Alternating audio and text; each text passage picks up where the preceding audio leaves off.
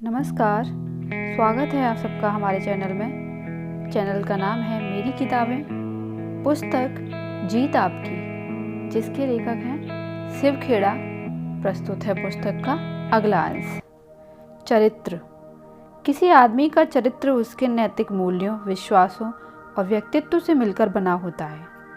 इसकी झलक हमारे व्यवहार और कार्यों में दिखाई देती है। हमें दुनिया के सबसे कीमती रत्न से भी ज़्यादा हिफाजत अपने चरित्र की करनी चाहिए। विजेता बनने के लिए चरित्र आवश्यक है। जॉर्ज वॉशिंगटन का कहना था, मुझे उम्मीद है कि मेरे पास उस चीज़ को कायम रखने लायक दृढ़ता और सद्गुण हमेशा बने रहेंगे जिसे मैं सभी उपाधियों से अधिक कीमती मानता हूँ, और वह चीज़ है एक ईमानदार आदमी का चरित्र। इतिहास का रुख चुनावों और लोगों की राय से नहीं बल्कि नेता के चरित्र से तय होता है। ईमानदारी के क्षेत्र में घालमेल की गुंजाइश नहीं होती। सफलता की राह में कई बाधाएं होती हैं। इनसे बचने के लिए चरित्र और कड़ी मेहनत की ज़रूरत होती है। ऐसा क्यों होता है कि ज़्यादातर लोग सफलता को तो पसंद करते हैं लेकिन सफल लोगों से नफरत करते हैं। जब भी कोई आदमी सामान्य स्तर से ऊपर उठता है तो उसकी टांग खींचने के लिए बहुत से लोग तैयार हो जाते हैं। हम जब किसी आदमी को पहाड़ की चोटी पर खड़ा देखते हैं तो सोचते हैं कि अवसर ने उसका साथ दिया होगा, लेकिन वह वहाँ तुक्के से नहीं पहुँचा। उसे वहाँ तक पहुँचने के लिए कड़ी मशक्क़त करके मुश्किलें चढ़ाई चढ़नी पड़ी हैं। हमारी ज़िंदगी भी इससे अलग नहीं है। किसी भी पेशे में नाकामयाब लोग कामयाब इंसान से जलते हैं। आपको हाशिए पर बैठे आलोचक हर जगह मिलेंगे। ये लोग ज़िंदगी में खुद तो ज़्यादा आगे नहीं बढ़ पाए, लेकिन काम करने वालों को चीख चीख कर नसीहत देते रहते हैं कि जिन्हें वह काम कैसे करना चाहिए।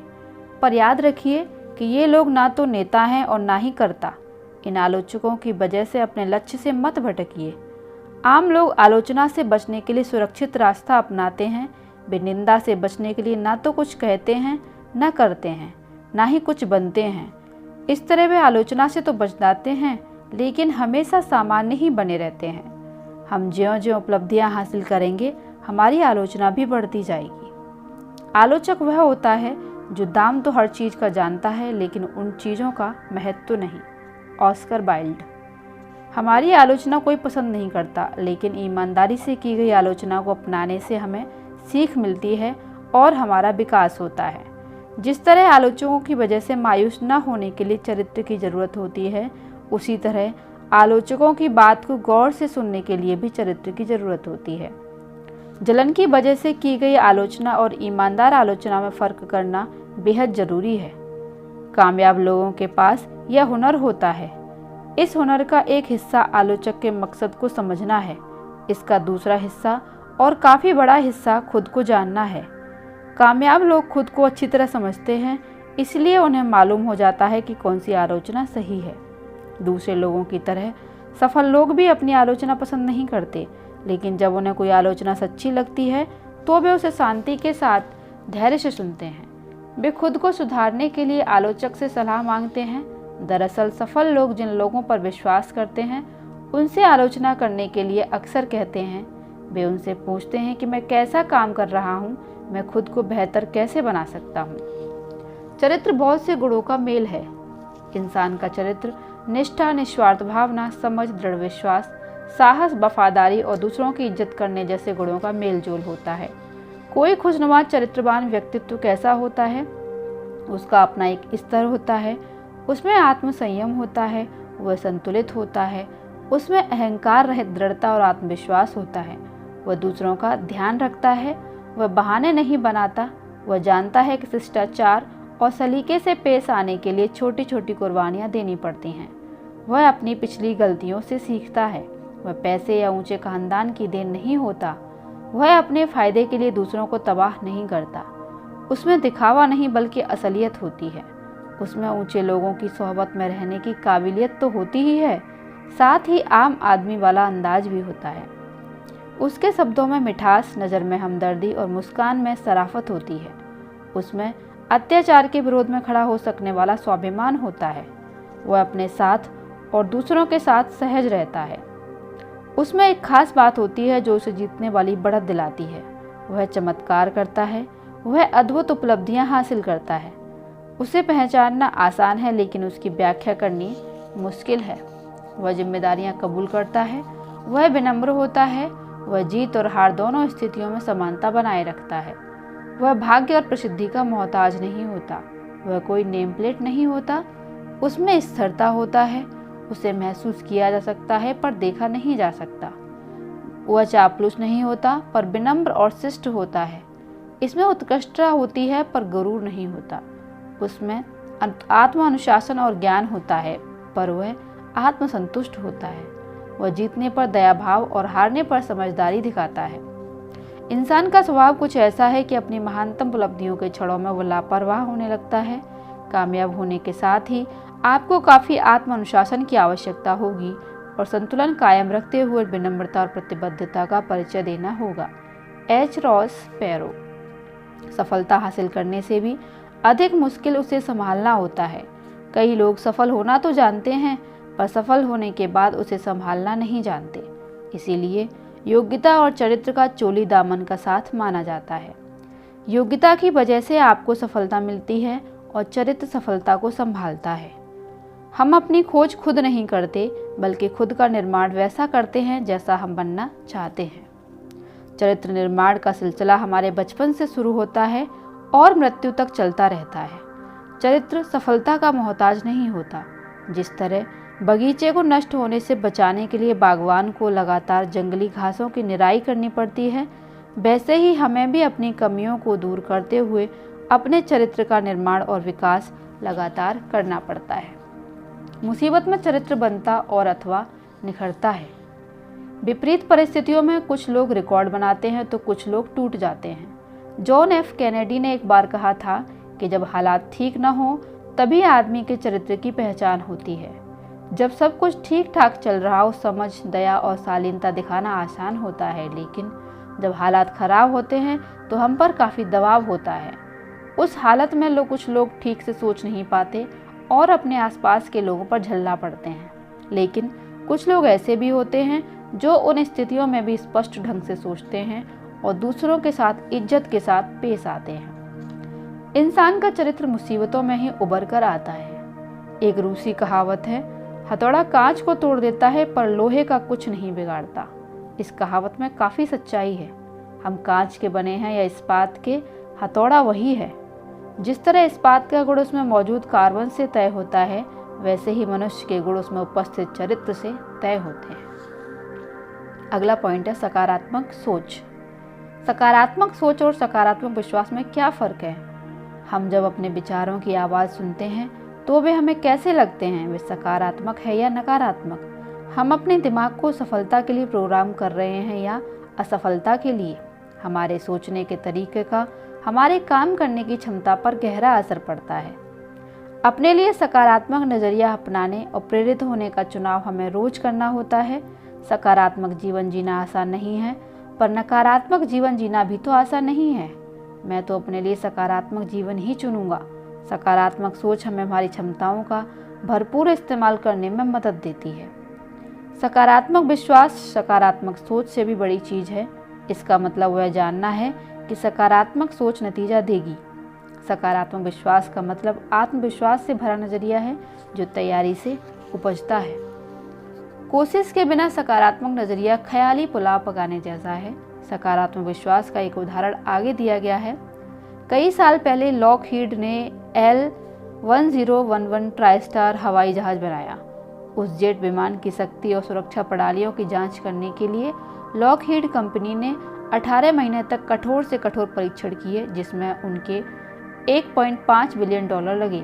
हाइड्रोलिक जैक, इलेक्ट्रॉनिक सेंसर और एक कंप्यूटर की मदद से उस जहाज ने एक भी गड़बड़ी के बिना 36,000 उड़ानें भरी। किसी जहाज को इतनी उड़ानें भरने में 100 साल लग जाएंगे। हजारों परीक्षणों के बाद उस जहाज को आखिरकार उड़ान भरने की इजाज़त दी गई। क्या लॉकहीड कंपनी इस विमान पर पूरा भरोसा कर सकती है? यकीनन। इसको तैयार करने के लिए कड़ी मेहनत की गई है, इसीलिए पूरे यकीन से कहा जा सकता है कि यह उड़ान भरने के लिए पूरी तरह सुरक्षित है। नंबर 7 है जितना पाते हैं उससे अधिक दें। आजकल सफलता पाना आसान है। अगर हम जिंदगी में आगे बढ़ना चाहते हैं तो थोड़ा अधिक दौड़ें। इस थोड़ी सी बढ़त की वजह से हमारे लिए कोई कंपटीशन नहीं रह जाएगा। हमको जितना मिलता है क्या हम बदले में उससे ज़्यादा थोड़ा देने के लिए तैयार हैं? हम ऐसे कितने लोगों को जानते हैं जो जितना पाते हैं उससे थोड़ा ज़्यादा काम करने की इच्छा रखते हैं? बहुत कम। ज़्यादातर लोग जितने काम के लिए भुगतान पाते हैं उतना काम भी नहीं करना चाहते। एक और तरह के लोग भी हैं जो बस उतना करना चाहते हैं जिससे कि काम चल जाए। वे बस अपना कोटा पूरा करते हैं ताकि नौकरी बची रहे। ऐसे बहुत थोड़े से लोग हैं जो जितने काम के लिए भुगतान पाते हैं उससे थोड़ा ज़्यादा काम करना चाहते हैं। वे ऐसा क्यों करते हैं? हम जितने काम के लिए भुगतान पाते हैं उससे ज़्यादा काम करने के फ़ायदे ये हैं। हम खुद को और ज़्यादा महत्वपूर्ण बना लेते हैं, चाहे हम जो भी करते हों और जहाँ भी करते हों। इससे हमारा आत्मविश्वास बढ़ जाता है। लोग हमको लीडर मानने लगते हैं, दूसरे लोग हम पर भरोसा करने लगते हैं, ऊपर के अधिकारी हमारी इज्जत करने लगते हैं। हमारे मातहतों और अफसरों दोनों में हमारे लिए वफादारी बढ़ती है, आपसी सहयोग बढ़ता है, गर्व महसूस होता है और आत्मसंतुष्टि मिलती है। अगर हम थोड़ी सी अधिक मेहनत करें तो हमारे लिए कोई मुकाबला नहीं रह जाएगा। अगर आप किसी के लिए काम करते हैं तो ऊपर वाले की खातिर उसके लिए ईमानदारी से काम कीजिए। किम हब्बर्ड। कड़ी मेहनत करने वाले लोगों की उम्र, तजर्बा और शैक्षिक योग्यता जो भी हो, उनकी मांग हर जगह होती है। कड़ी मेहनत करने वाले बिना निगरानी के भी काम करते हैं, वक्त के पाबंद और दूसरों की परवाह करने वाले होते हैं, बात को ध्यान से सुनते हैं और निर्देशों का ठीक ठीक पालन करते हैं, सच बोलते हैं, आपात स्थिति में बुलाए जाने पर खींचते नहीं हैं। वो काम सिर्फ काम के लिए नहीं बल्कि नतीजों के लिए करते हैं, हंसमुख और शिष्ट होते हैं। आपके ग्राहक, दोस्त, जीवन साथी, माँ बाप और बच्चे आपसे जितना चाहते हैं उन्हें हमेशा उससे अधिक देने की कोशिश करें। कोई भी काम करते समय सोचें कि मैं इसे और सार्थक कैसे बना सकता हूँ, या यह काम दूसरों के लिए और सार्थक कैसे बन सकता है। सफलता की कुंजी को इन 4 लफ्जों में बयान किया जा सकता है। उसके बाद थोड़ा और। जीतने वालों से जितनी उम्मीद की जाती है वे उतना ही नहीं बल्कि उससे कुछ अधिक करते हैं। जीतने वाले केवल अपनी जिम्मेदारी नहीं निभाते, वे उससे कुछ ज़्यादा कर दिखाते हैं। जीतने वाले केवल शिष्ट और दयालु नहीं होते, वे उम्मीद से थोड़े अधिक शिष्ट और दयालु होते हैं। जीतने वाले अपनी 100% क्षमता लगाने के बाद थोड़ी और क्षमता दिखाते हैं। आदमी भरोसेमंद, जिम्मेदार और नम्र ना हो तो उसकी योग्यता एक बोझ बन जाती है। काफ़ी प्रभावशाली शैक्षिक योग्यता वाले कई बेहद अक्लमंद लोग नाकामयाबी की जीती जागती मिसाल क्यों बने हुए हैं या सामान्य जिंदगी क्यों जी रहे हैं? इसलिए कि उन्होंने किसी काम को अंजाम तक न पहुंचने देने में महारत हासिल कर ली है और अपने अंदर नकारात्मक ऊर्जा का भंडार जमा कर लिया है। वे जिस काम के लिए भुगतान पाते हैं उसे करना नहीं चाहते, वे केवल उतना ही करना चाहते हैं जिससे उनका काम चल जाए। जब हम जिंदगी में जितना पाते हैं बदले में उससे ज़्यादा देते हैं, या जब हम जितना वेतन पाते हैं उससे ज़्यादा काम करते हैं तो हमारे मुकाबले में कोई नहीं रह जाता। यह नज़रिया अक्ल डिग्री से अधिक महत्वपूर्ण होता है। नंबर 8, दृढ़ता की शक्ति। लगातार कोशिश करते रहने के आगे कुछ नहीं टिक सकता, प्रतिभा भी नहीं। इससे ज़्यादा कोई आम बात है ही नहीं कि बहुत सारे प्रतिभाशाली असफल लोग देखने को मिलते हैं।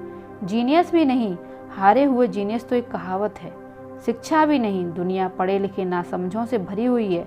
लगातार कोशिश और दृढ़ इच्छा ही सर्वसमर्थ है। Calvin Coolidge. अपने सबसे बेहतर स्तर को प्राप्त करने की यात्रा आसान नहीं है, यह रुकावटों से भरी पड़ी है। जीतने वालों में इन बाधाओं को जीतने और पहले से भी ज़्यादा संकल्प के साथ वापस लौटने की क्षमता होती है। हिम्मत ना हारो। जब कोई काम बिगड़ जाए, जैसा कि कभी कभी होगा, जब रास्ता सिर्फ चढ़ाई का ही दिखता हो, जब पैसे कम और कर्ज ज़्यादा हो, जब मुस्कुराहट की इच्छा आह बने, अब जब चिंताएं दबा रही हों, तो सुस्ता लो लेकिन हिम्मत न हारो। भूल भुलैया है ये जीवन, पगडंडियाँ जिसकी हमें पार करनी है।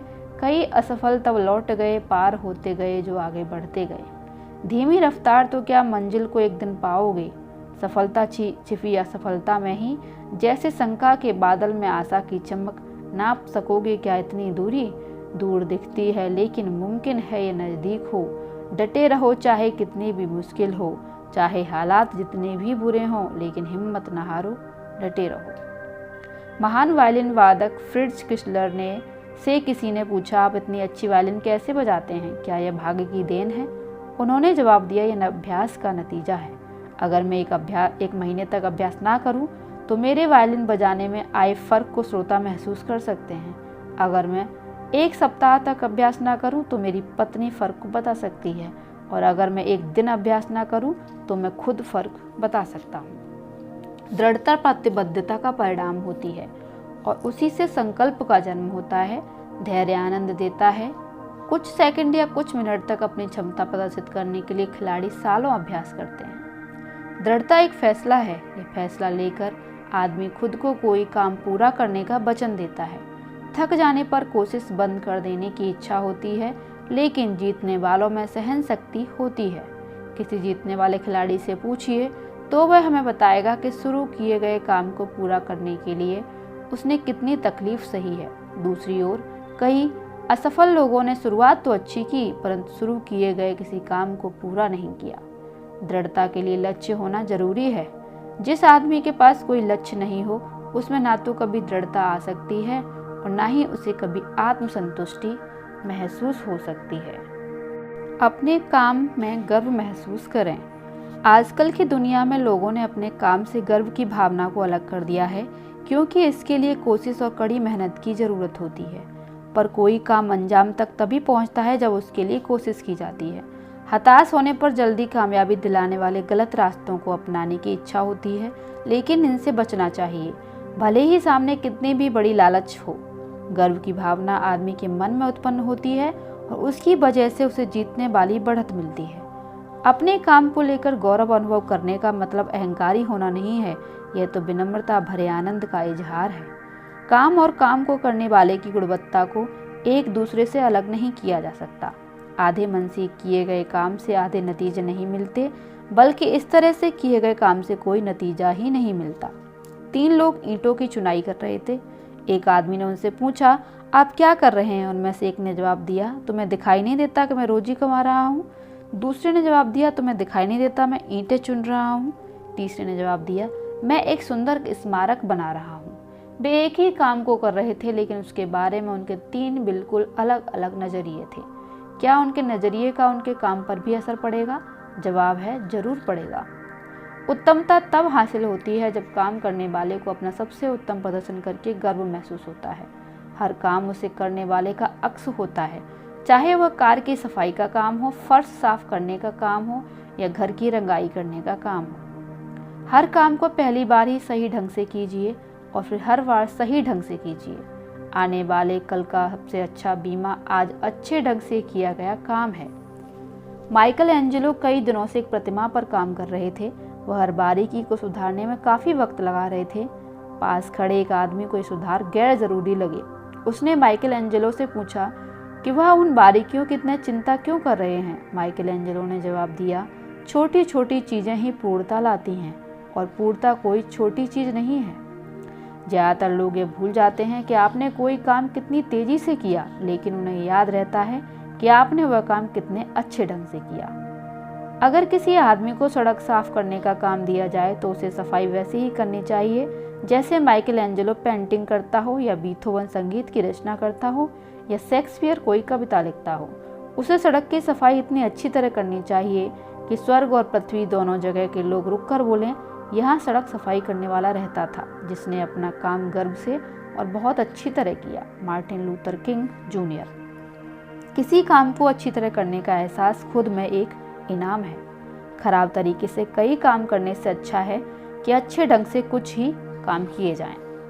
नंबर 10 है, शिष्य बनने की इच्छा रखिए, कोई सलाहकार ढूंढिए। ईश्वर और गुरु दोनों सामने खड़े हों तो शिष्य पहले किसे प्रणाम करेगा? भारतीय परंपरा के अनुसार वो पहले गुरु को प्रणाम करेगा, क्योंकि उसकी सहायता और मार्गदर्शन के बिना शिष्य ईश्वर को प्राप्त नहीं कर सकता। सलाहकार या गुरु ऐसा इंसान होता है जिसके बीते कल का तजुर्बा हमारे आने वाले कल को संवार सकता है। किसी सलाहकार को सावधानी से चुनिए।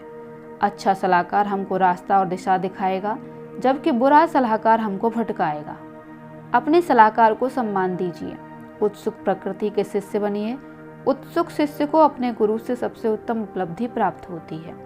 अच्छे गुरु हमारी प्यास बुझाते नहीं, बल्कि हमारी प्यास को जगाते हैं।